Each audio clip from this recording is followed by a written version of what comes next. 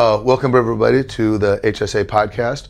We have with us a real life breathing varsity coach, still going, and we have a good history with each other, and we're going to get into that. Yep. But before we do that, this here is Craig Moore. I've known Craig for over a decade. Fun fact of the day. I know that's why he's all gray. Putting up with me for a decade will do that to you. Yeah. It's that high energy. But real quick, I know a little bit about you, but I know you went to Rushville. And you have the record for most threes made in a season or a game? I have no idea, honestly. I know you hold a record there. Something. So it was, I believe it's the most threes made in a season. Okay. I believe that Okay. because when I went there, when we were at Morristown, we played. Yeah. Everyone pulled it aside and said, "Hey, that's Drake's dad right there. Yeah. He has the record. That's his name." I'm like, "Ooh, Craig Moore." And I know that you are the current acting varsity head coach at New Pal. Let's fill in the gaps. I mean, where did you play, grow up, and walk us through it? Yeah, I played at Rushville High School, graduated in 1995, played for Jerry Craig and Kerry Brown.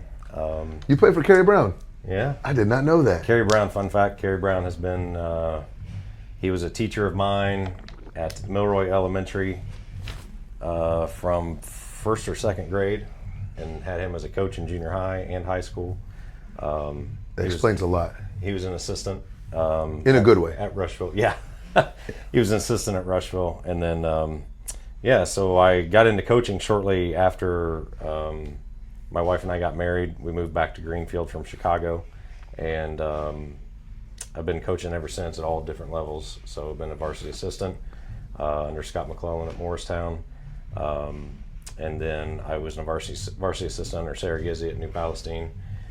In between those years, I coached my kids, junior high level, both my son and daughter. So I've done a lot of coaching for a long time. So yeah. I'm in my third year as a head varsity coach at New Pal. Love it? Yeah, love it. Love it. Yeah, absolutely love it. I'm in a position in life where I don't want to be a head coach. No. I like being the assistant. I like doing all the court work. And when people come in and they're mad and the head coach is banging his head on the wall, I'm like, I don't have to do that. Well, in my day job, I'm an assistant principal. And I love that assistant job. Yeah. I love being a head coach. Do you see a correlation of where your job as a head coach, a varsity head coach, and the top administrator in a building going hand in hand? Like, you see a lot of correlations there, and how is that? I see the correlation in how my job as an assistant principal prepared me to be a head basketball coach, and I think I've grown in my patience and understanding of kids through that job. Yeah. If I were thrown in to be a varsity basketball coach in my 20s, even early 30s, I think it would have been a lot different. But I feel like I was prepared through my day job as an assistant principal to be a better varsity basketball coach. Do you feel yourself becoming softer as you become a coach? Like as years go on, I know like for me, when I was in my 20s and I was doing development, I was in faces screaming, and now I'm 43. I'm like, I'm not raising my voice for this. Come on, guys, like let's do that. I think there are softer. I don't know if I'm softer, but I'm definitely more understanding. And I think raising kids definitely plays a part in that, a huge part in that. You know, my son's 22 now. My daughter is 18. She's a senior, plays for me. And I definitely believe that raising kids, working with kids throughout the day for so many years, I think I'm in my 16th year maybe as an administrator. That all prepares you, I think. And you become just more patient and more understanding. There are hills to die on, and you become a lot pickier about those hills, for sure. I've actually started using. I'm obsessed with using my voice the right way. Yeah. And I don't yell. I'm very calm. But then when I finally freak out, everyone's like, "Oh, now he's mad." Yeah, like now you hit it. But if you're always yelling, you're like, "Oh, he's just yelling again." So now I'm always cognizant of like. Use my voice, do it the right way. Yeah. So I'm gonna dig into some stuff right here. Okay, this is where we start we did the icebreaker. This is nice. This is where you're gonna start, where it gets heated. I'm gonna break out our text messages that we go back and forth on. Okay. All right. So Craig and I, we're basketball purists. Like I think you could say that we just want the game the right way. Yeah. And if it's a travel, it's a travel. We want universal rules across. And Probably about once every other month, I get a text from you. There's some exchange of just a really bad move, a carry, a travel, what is it? The collection step. Oh yeah. Yeah. Gather step. Yeah. The gather step. Yeah. The gather step. And you'll see a coach be like, "Well, you could do this," and he's teaching it to a third grader. Yeah. Talk to me as a varsity head coach, because a lot of people don't understand your name is tied to that record for history. Like, and you know, you go back and you look at Craig Moore's record, that's your name on that record. It doesn't matter. I mean, it matters to kids under you, but like in Indiana, like that's a big deal. These AAU teams that are teaching all this and the trainers that teach all this, I mean, I tell people as a trainer, I'm still undefeated. Like, I haven't lost a game training because my name is not on the record. Right. Talk a little bit about that, like your expectations from a trainer, as a varsity head coach. You look at that like, I want this in my program, I don't want that in my program. Well, I guess my thing as a head coach is you see this even working with our youth who are coming into our program at the 5th, 6th, 7th, 8th grade levels, where kids don't have a basic understanding of lots of times, many do, but lots of times kids don't have a basic understanding of pivoting, a basic understanding of one thing that drives me nuts is over dribbling. And kids trying to create by just taking so many dribbles and not understanding how to use their feet, good footwork, what dribbles should do for you, those types of things. So, teaching the gather step and all the nonsense at such a young age, it drives me up a wall, especially when they come in and they can't run a basic offense. They don't understand what a dribble should do for them in an offense. How to create for themselves, how to get other kids open, their teammates open. So all of those things I would rather see taught rather than the nonsense of, the back step and, the gather step and all that stuff. So Floaters off limits. Yeah. The one-handed stuff. Yeah. I die on the hill. We talked about dying on the hill. I will die on the hill every time if someone takes a little scoop. Yeah. Like I played a guy yesterday and he kept doing that on me, and as soon as he did, I pulled my hands up and just showed the ref like, not fouling him, not fouling him. There's no foul, and if he misses it, like I'm not taking a foul on that. Yeah. Because I know it's a low percentage shot. Yeah. I do think it's interesting because if you watch genuine NBA playoff basketball, like where it matters, how many one-handed stuff do you see? True.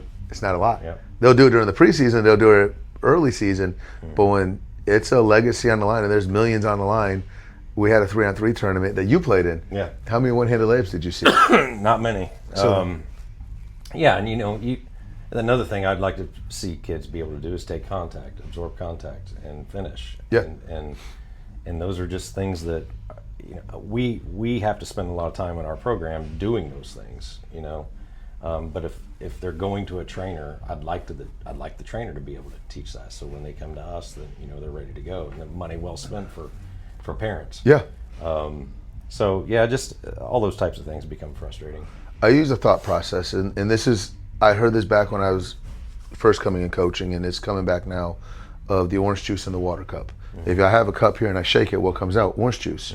If I shake it and water comes out, if I shake it, then water's going to come out if water's in it. So I try to explain to parents, like, whatever you put in, if you teach a kid a step back, if you teach a kid a one-handed layup, if you teach a kid to over dribble, when they get shaken, guess what they're going to do? They're going to resort back to that habit. But now, if you create a habit of staying poised, of like, I coached at the Dizzy Runs, and it was funny because it was an overtime. We were down by 3, overtime game, and one of the guys he plays for the Clippers G League team catches the ball and just does one of these, like just slow down, took one dribble, shot, won the game, and it was like that's what he was trained to do, And it's funny because you see all these trainers and they're teaching scramble moves. Yeah. And let me ask you this real quick: your relationship as a head coach with a trainer.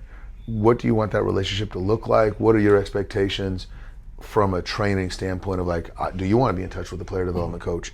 Do you want them to work on certain things? Like, where is your level of want to on that? Well, I think that I think as a trainer, and you've done a good job of this, is and it might be because we've known each other for a while, but you've come to me and asked me, what do you want this kid to work on?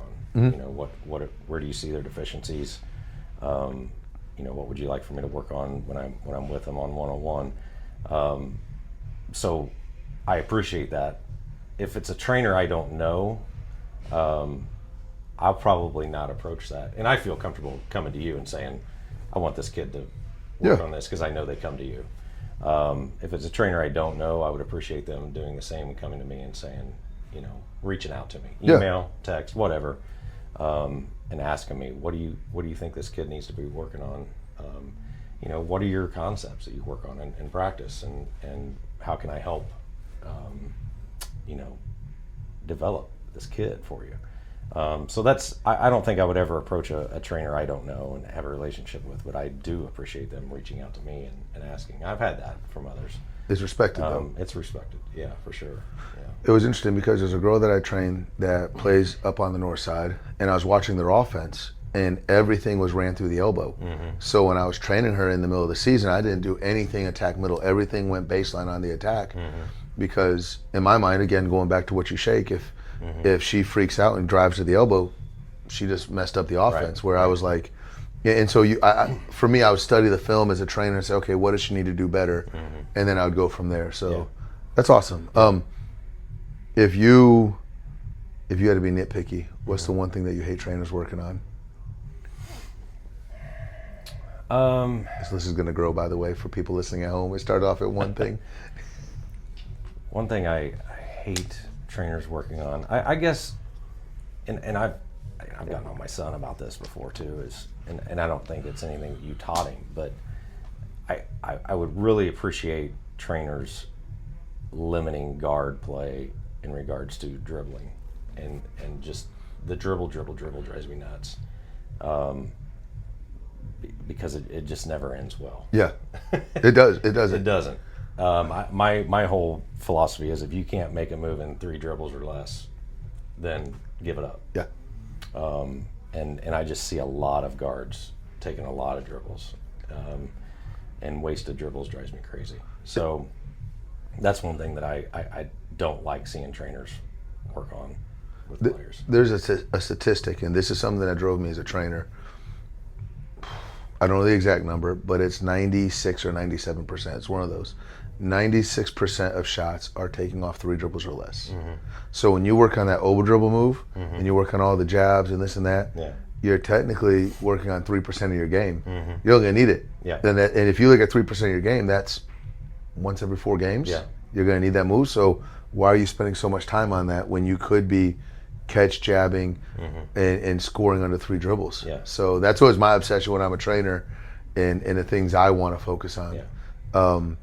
Something else I try to focus on, though, is reaction time, where like a quicker pass, a smarter pass, a more developed pass. So that's just me as a nutshell. What are some other things that I guess, as you look at basketball as a whole, that you start to dig into? You're like, so I'll give you a personal example. The NBA Finals, watching SGA play, and how he was rewarded for all these offensive fouls, the travels and everything, and especially as a Pacer fan, salty. I made a comment on Facebook where I was like, great, I got to go into work for the next 3 months and tell kids that's not a good move. And how do you break that a player to tell, like, that's not a good move, that's not going to work? Well, I think that you're just very consistent about pointing it out. And you can't let things slide. And you know, your culture is what you let go. You just can't allow it. I mean, when you see it, you call it out.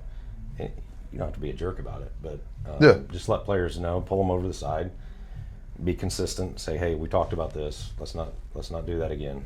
You know, so just being very consistent about it, and correcting them. You know, show them what you want. Just be very consistent throughout the team about what you want. And you've gone through with Drake, your oldest. You've gone through with him through the program of middle school to high school to AAU. What separates an AAU good team from a high school good team? Like, if you took a top team in the state of Indiana, the high school team, and a top team in the state that's an AAU team, like, where's the separation? Like, where do you think the difference is on those? Well, the talent level. I mean, you put an AAU team together, you're taking the best of, kids from different high school teams and bring them together. So you're gonna. I think you learn to definitely play with different talent levels. Yeah. And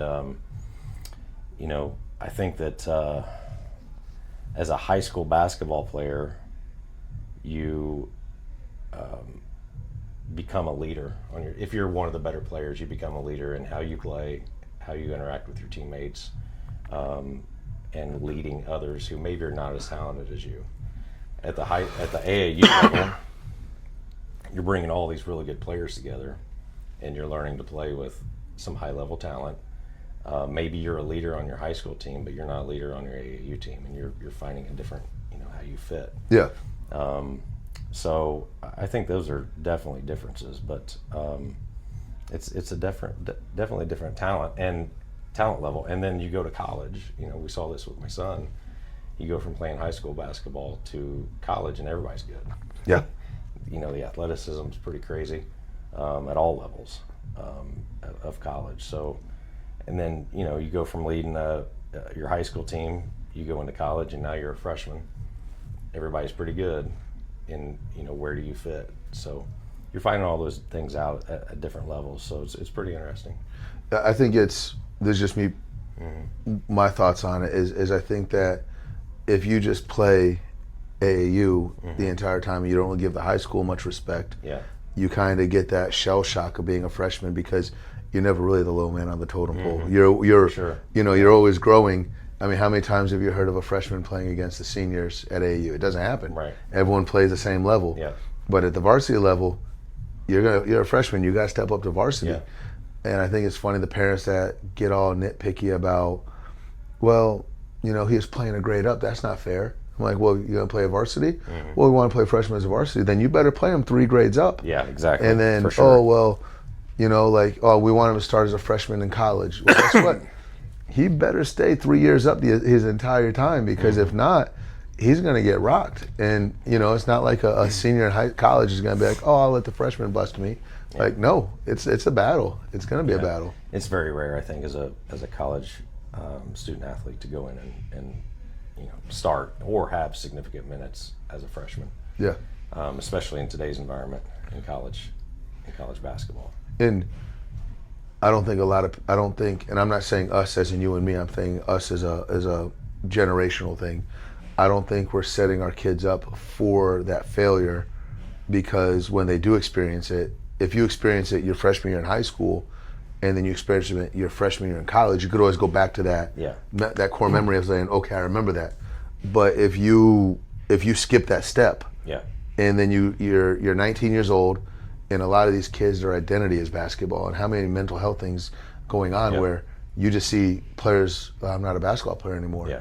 I struggled with that. Yeah, for sure. And I'm not an athlete. I mean, I had a beer gut, but that's what I finally hit me like, ooh, this ain't. I think Stairs was kind of I'm not a student athlete. Yeah. And I think you're setting kids up for failure long term with that. But at least when you're a freshman, you can step back. In high school, you can be like, oh, I've been there before. I can handle that. So yeah. I think specifically my son, he was on a pretty good high school basketball team. I would say so. Well coached. Yeah, well coached. But freshman, sophomore year, he definitely had limited minutes and played JV, and then when he got to college, he was prepared for that. Yeah. So that definitely plays a role in how you handle things later in life. But I also think with Drake, something that made him special was he knew what he wanted, but he also knew what he didn't want. And when he got around what he didn't want, he was able to identify, this is what I didn't want. Yeah. And this is my things I'm not willing to settle for. I think it's interesting I was a college coach for 2 years, and the stories I have from coaching at the collegiate level in those 2 years are, like, I could do a whole podcast by myself just talking about all the bad things that happened at that level of the drugs and the alcohol and players and the stuff I had to mentor kids through. Sure. And so many kids, they're just so obsessed with playing at college that they're not prepared because I mean, how many of these AAU tournaments are parents still tying shoes? Sure. Like, I mean, think about it. Like, I don't know how. I'm probably sure this isn't your program, but how many times are you having to wean a bad habit from a student or a player at your facility? Yeah. So. Yeah. No, I've seen it. I've seen it for sure. And you get calls from mom or dad. Yeah. Why didn't my daughter take that corner three? Right. Like, she's over 28 this season. Like, why? She's open for a reason. Yeah, one of those. Like, it's open for a reason.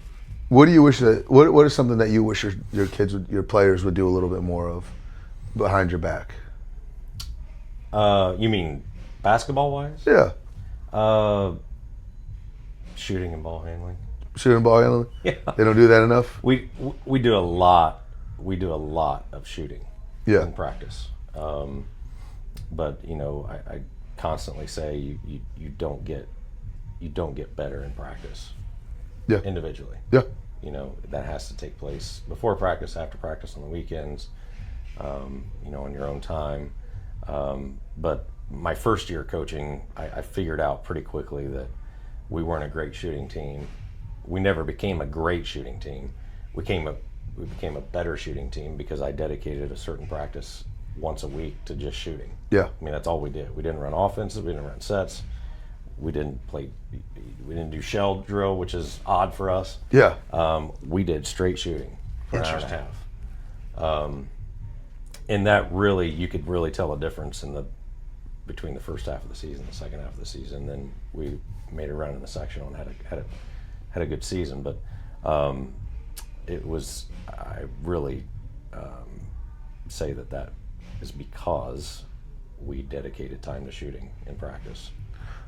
I read something yesterday, and it kind of stuck with me, and I'm still trying to process it. But like, kids are getting busy, but they're not getting better. Yeah. Oh, yeah. And so, we're scrambling to all these AU tournaments. Yeah. And then going back to what you said, if you play in an AU tournament, so let's say you play a game on Friday, 2 games on Saturday, and a game, maybe 2 games on Sunday.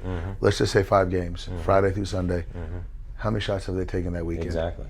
I mean, if you look at it, if you're probably a high-level shooter, if you're the very best shooter, you're probably taking 7 shots per game. Yeah. So you take 7 times 5 is 35. Yeah. I'm a PE teacher for a reason. Yeah. Yeah. I'm looking at you. That's pretty good. Check. That's pretty good math. Got it. But if you look at 35 shots from Thursday to Sunday, and then you got somebody coming in and locking in at the school that, you know, they pull out a Dr. Dish, you're going to get better. Even if they shoot 500, and then 200, you're looking at 1,000 shots that then this person took 37. Yeah. 35, my bad. Yeah. So, I mean, you could see the difference in consistency. Like, oh, well, we went to Topeka and we played 5 games, but like, you're busy, but are you better? Yeah. No, that drives me nuts, the amount of games and the amount of travel to play those games. Another thing I wish our players would do more of, and I think this is just high school kids in general, is just play more. Play more basketball. Watch more basketball. I tell our youth kids all the time in our summer camp and our skills camps that we have, as we're getting ready to break for the day, is I tell them, go watch some basketball. Just sit down, pick a team. I don't care who it is. Follow that team for the season. Make sure you put it on your calendar. You know, the Fever are playing tonight. I'm going to watch them. And just study. Just study it, watch it, and just go play more. You know, it's this is an old man talking, but going to the park and playing basketball, pickup basketball, was my absolute. You know, that's what I absolutely loved of my youth, is getting with 4 or 5 friends and we'd go to the park and play, and if you lost, you sat. And there was no hey, this team's won too much, so they're going to come off. No. They're playing all night. If they keep winning, they're playing all night, and if you want to play, you got to beat them. So those are things that I wish they would do more of, is just play the game. And not referee play the game, not coach play the game, but just go figure it out yourself. Just go. You call your own fouls. There's no referee. Just go play. One of the best things, one of my best friends in college, one thing we would do is we would play without a score. We got to a point where we played without a score. And what we figured out eventually was, for me, I have 3 moves I'm going to go to when it comes game time. Like if it's 20-20, I got to put up a bucket. I'm going to go to my faithful. And what we stopped doing is we started taking, and again, we were very competitive, but like we'd probably do this once a week. We would play and just not keep score because it was more, it would invite me to try something new I haven't done. And if I lost the ball, it wasn't I lost the game. Right. And I just don't think that kids are, again, going back to what you're saying, but also on the flip side, how many old man beatings did you take as a little kid? I can't tell you. Well, I've got a scar in my ear, 2 scars on my face from older guys who, just fouled me hard. Yeah. And these were ER visits with stitches, and those are great memories, though. I absolutely loved doing that, and I'd be back at the park the next day. So, playing against older guys, and they didn't have to be high school all-stars or even college players, but they loved the game. They played hard. My forearms are still hurting from Kerry Brown swiping me across the arm, playing against him in high school. And was he a baller? Oh yeah, he's a baller. Yeah, he was a rough one too. I could see it. But yeah, great memories. Just play more, watch more, learn to be a playmaker. Not only create for yourself, but get your teammates open. Knowing how to pass. When to pass. Those are all, and the one thing that we work on a lot in practice is 2 hard dribbles, 2-foot jump stops, kicks, and knowing when to do that, being under control. It's just it's not a difficult game. No.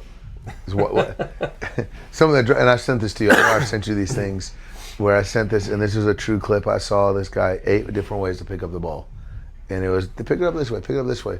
I'm like, you can't process all that. Like I got one pickup, and I got my strong pickup, and I got a high pickup. All 6 more I don't need. Like, focus on the 2 that you need. Yeah. And it's interesting because over the summer I did this.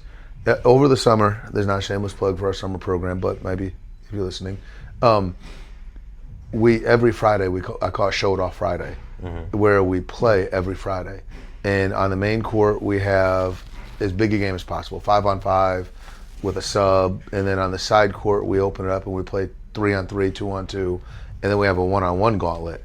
And there was one time I had them play 1-on-1, but I had a line, and I had this huge line. I could have made it 3-on-3, but I decided, nope, we're going to go 1 line.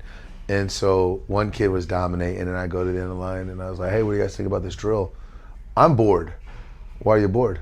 Well, because I keep losing. I keep going to the end of the line. And I was like, yeah, that's by design. I did that. I want you to be at the end of the line. I want you to feel that pinch of like, oh, man, like I got to wait and watch other people play. And I loved it. The kids... the kid that was scoring the most, he loved it, but everybody else was mad. Yeah. And so I got to the point like, well, you realize if you don't get scored on, you get to stay here. That doesn't happen again. Yeah. So it's just fun stuff that I like doing. Yeah, and that's one thing I enjoy about coaching is learning things like that in different drills and keeping things competitive. Yes. I've learned over time that the more competitive you can make your practices, the better off you are.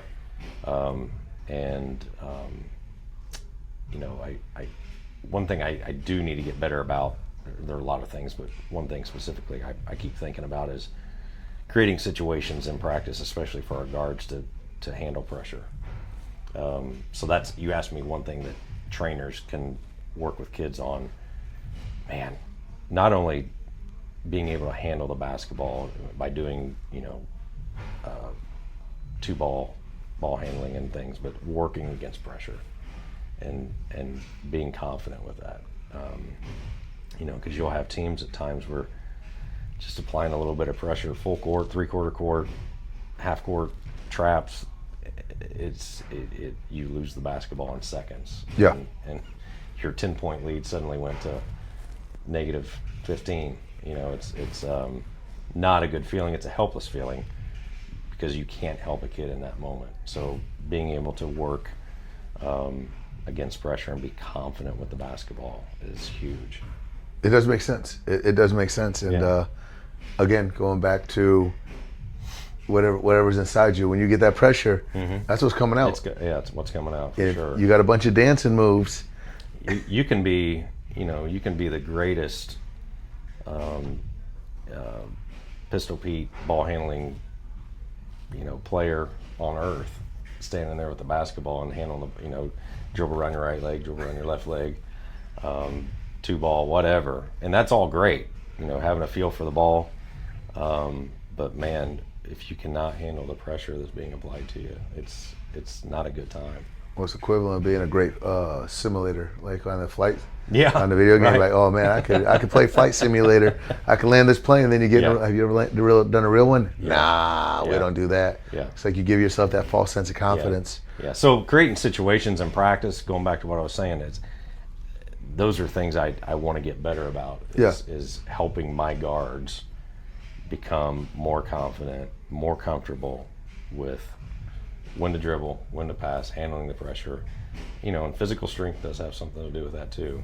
So I am blessed, and at New Pal, our girls they work hard in the weight room and spend a lot of time in weightlifting class, and got a great weight program. So I was gonna say, you guys got a nice weight room over there. I got some strong girls. So I'm jealous. My weight room was so small in high school. I see the so was stuff. ours. You walk by now, you're like, man, that was a collegiate weight room right there we got now. Yeah. Let me ask you this real quick. All right. Mm-hmm. You wake up tomorrow, you are the commissioner of basketball. Mm-hmm. This could be the pros. Any rule you say has to go for American basketball. Mm-hmm. What rule you're making up and why? I am, we already talked about this a little bit, but I'm limiting the amount of games kids play. You limit games? Limit games. I would limit the amount of travel that families have to do to play in those games. And one thing that has always driven me nuts living in the state of Indiana is families having to travel to wherever, Texas, Florida, Pennsylvania, North Carolina, to play teams from those states when the greatest basketball is in Indiana. It really is. Bar none. It is. It is. I mean, you could call any AAU team in any other state and invite them to Indianapolis, Indiana, to play a weekend of games, and they're going to bite on it. I got two stories for you about that. Some girls that I was like, oh my gosh, you guys went to Pennsylvania this weekend. How was it? Like, they go, we played an Indiana team that we played 6 times this summer already. Yeah. We just did it in Pennsylvania. Yeah. And we ended up winning, and we played another team that we played 3 times from Indiana. Yeah. And I'm like, you just took Indiana, like, and it was kind of like I was joking about it, but like there was a little tinge of sarcasm, like, you wish you would have just stayed here and trained, huh? Yeah. And they're like, yeah. That's awesome, man. Well, Craig, I really do appreciate your time, man. Thank you for coming in. Yep. You did awesome. Thank you. Hey, hopefully, if you're listening, you made it this far. Hopefully, you heard something that you liked. Share, subscribe. Make sure you share this with a friend. And we're going to have more of these and guests like this, and we're just looking to give back and serve to parents. Yeah. Hopefully, he did say a lot of stuff that you should have been taking notes on. And again, this is a varsity head coach. It's not some middle school coach. Like, you heard straight from the heart what he's looking for. Yeah. So check us out. Thanks for having me. Appreciate it, man.